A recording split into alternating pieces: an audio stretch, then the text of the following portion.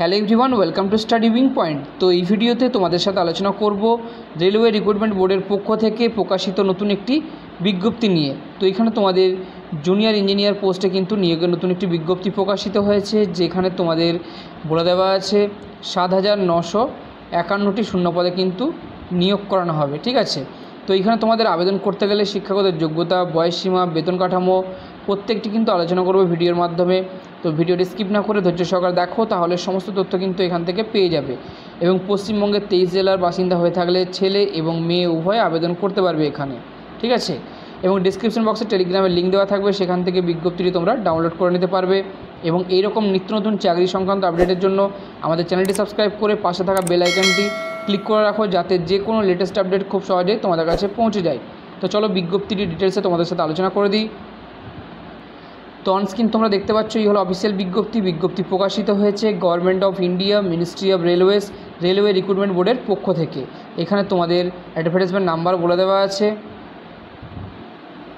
তো এখানে তোমাদের পোস্টের নাম বলে দেওয়া আছে, কোন কোন পোস্টে তোমাদের নিয়োগ করানো হচ্ছে সেক্ষেত্রে বলে দেওয়া আছে। Junior engineer, deport material superintendent, chemical and metallurgical assistant, chemical supervisor and metallurgical supervisor, এই সমস্ত পোস্টে তোমাদের কিন্তু নিয়োগ করানো হবে। ঠিক আছে, পরবর্তীতে তোমাদের কিছু ইম্পর্টেন্ট ডেট বলে দেওয়া আছে যে কবে থেকে তোমাদের ফর্ম ফিল আপ শুরু হচ্ছে। তো সেক্ষেত্রে তোমাদের 30/7/2024 অর্থাৎ জুলাই মাসে 30 তারিখ থেকে তোমাদের ফর্ম ফিল আপ কিন্তু স্টার্ট হয়ে যাচ্ছে। ঠিক আছে, এবং তোমাদের আবেদনপত্র জমা দেওয়ার লাস্ট ডেট বলেছে 29/8/2024 অর্থাৎ আগস্ট মাসের 29 তারিখ কিন্তু আবেদনপত্র জমা দেওয়ার লাস্ট ডেট।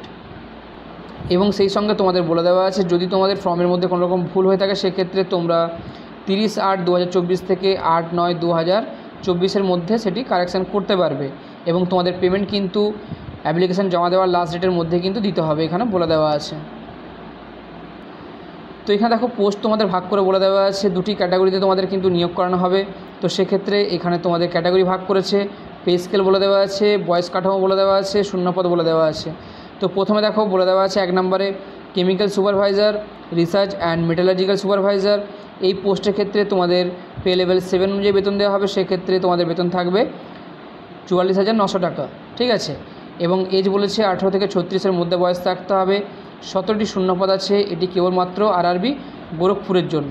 ঠিক আছে, পরবর্তী 2 নম্বরে বলে দেওয়া আছে জুনিয়র ইঞ্জিনিয়ার, এবং তারপরে বলেছে deport material superintendent and chemical and metallurgical assistant পোস্টে তোমাদের কিন্তু পে লেভেল 6 অনুযায়ী বেতন দেওয়া হবে। ঠিক আছে, এবং এখানে তোমাদের বেতন থাকবে 35,400 টাকা করে। তো বয়স বলেছে 18 থেকে 36-এর মধ্যে বয়স থাকতে হবে। এবং এই পোস্টের জন্য তোমাদের শূন্যপদ বলেছে 7,934টি। ঠিক আছে, তো টোটাল শূন্যপদ বলে দেওয়া আছে 7,951টি শূন্যপদে তোমাদের নিয়োগ করানো হচ্ছে। তো সম্পূর্ণ অনলাইনের মাধ্যমে তোমাদের আবেদন করতে হবে বলে দেওয়া আছে। ঠিক আছে, অন্য কোনো মোডে কিন্তু আবেদন করা যাবে না। নেক্সট বলে দেওয়া আছে ভারতীয় নাগরিক হয়ে থাকতে হবে, তাহলে তোমরা আবেদন করতে পারবে। এবং এখানে তোমাদের এজ লিমিট বলেছে পোস্ট ক্যাটাগরি অনুযায়ী। তো সেক্ষেত্রে দুটি ক্ষেত্রেই তোমাদের বলে দেওয়া আছে 18 থেকে 36-এর মধ্যে বয়স থাকতে হবে। এবং এখানে তোমাদের বলে দেওয়া আছে ইডাব্লিউএস এবং ইউআরের জন্য 2/1/1989 থেকে 1/1/2007-এর মধ্যে তোমাদের বয়স থাকতে হবে, অর্থাৎ ডেট অফ বার্থ থাকতে হবে। ওবিসি এনসিএলের ক্ষেত্রে 2/1/1986 থেকে 1/1/2007-এর মধ্যে ডেট অফ বার্থ থাকতে হবে। এসটিএসসির ক্ষেত্রে 2/1/1984 থেকে 1/1/2007-এর মধ্যে ডেট অফ বার্থ থাকতে হবে।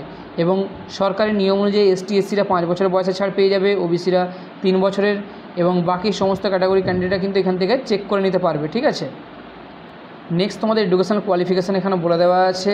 তো তোমাদের ডিগ্রি অথবা ডিপ্লোমা যদি করা থাকে ইঞ্জিনিয়ারিংয়ের, সেক্ষেত্রে তোমরা আবেদন করতে পারবে। এবং তোমাদের পোস্ট অনুযায়ী তোমাদের কিন্তু এখানে শিক্ষাগত যোগ্যতা বলে দেওয়া আছে অ্যানেক্সার এতে, তোমরা ওখানে গিয়ে চেক করে নিতে পারবে। ঠিক আছে, পরবর্তীতে তোমাদের এক্সামিনেশন চার্জ বলে দেওয়া আছে এখানে। তো জেনারেল, ওবিসি, ইডাব্লিউসির ক্ষেত্রে 500 টাকা লাগছে। তো এখানে তোমাদের 400 টাকা কিন্তু এক্সামের পরে রিফান্ড করে দেওয়া হবে। ঠিক আছে, এবং এসটি, এসসি এবং পিএইচ ক্যাটাগরি ক্যান্ডিডেটের ক্ষেত্রে তোমাদের 250 টাকা লাগছে। এখানে তোমাদের কিন্তু এই টাকাটাই রিফান্ড করে দেওয়া হবে। ঠিক আছে,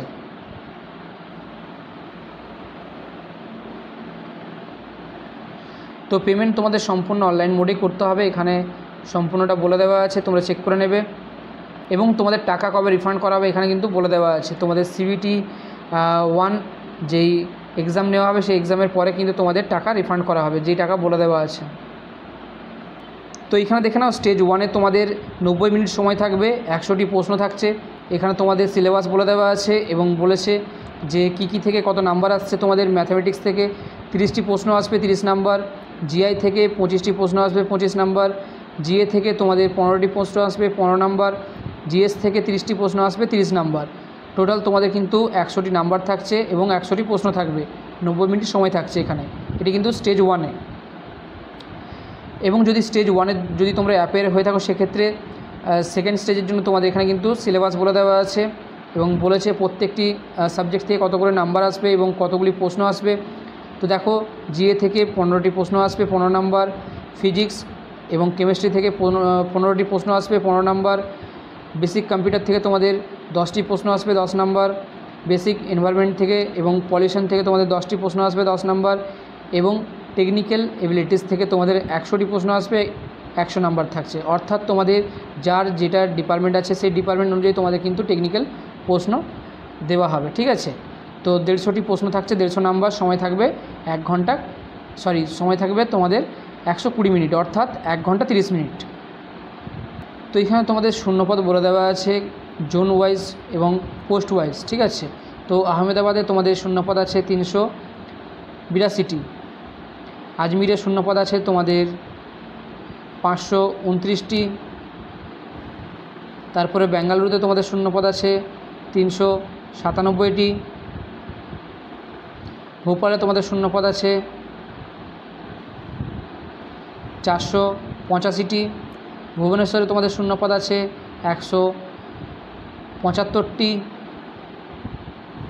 বিলাসপুরে শূন্যপদ আছে এখানে তোমাদের 472টি, চণ্ডীগড়ে তোমাদের শূন্যপদ আছে 356টি, চেন্নাই শূন্যপদ তোমাদের বলে দেওয়া আছে এখানে 652টি, গোরখপুরে তোমাদের শূন্যপদ বলে দেওয়া আছে 259টি, গুয়াহাটির জন্য শূন্যপদ বলে দেওয়া আছে 225টি, জম্মু কাশ্মীরের জন্য শূন্যপদ বলে দেওয়া আছে 251টি, কলকাতার জন্য শূন্যপদ বলে দেওয়া আছে 660টি, মালদার ক্ষেত্রে বলে দেওয়া আছে 163টি, মুম্বাইয়ের জন্য তোমাদের শূন্যপদ বলে দেওয়া আছে 1377টি। এখানে কিন্তু হিউজ সংখ্যায় তোমাদের কিন্তু শূন্যপদ দেওয়া হয়েছে। মুজফ্ফরপুরে 11টি, পাটনাতে তোমাদের বলে দেওয়া আছে 247টি, প্রয়াগরাজে বলে দেওয়া আছে 404টি, রাঁচির জন্য বলে দেওয়া আছে 167টি, সেকেন্দ্রাবাদে তোমাদের বলে দেওয়া আছে 590টি, শিলিগুড়ির জন্য তোমাদের বলে দেওয়া আছে 28টি, তিরুবনন্তপুরমের জন্য তোমাদের বলে দেওয়া আছে শূন্যপদ 121টি। টোটাল শূন্যপদ এখানে তোমাদের বলেছে 7951টি শূন্যপদে তোমাদের নিয়োগ করানো হচ্ছে এবং ক্যাটাগরি অনুযায়ী শূন্যপদ বলে দেওয়া আছে, এখান থেকে তোমরা চেক আউট করে নেবে, ঠিক আছে।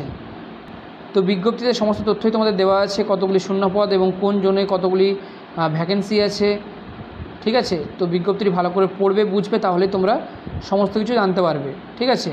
তো ভিডিওটি যদি হেল্পফুল বলে মনে হয় একটি লাইক দিয়ে চ্যানেলটি সাবস্ক্রাইব করে আমাদের সাথে থেকো এবং আমাদের পাশে থেকো এবং ভিডিওগুলি বেশি বেশি করে বন্ধুদের সাথে শেয়ার করে দিও।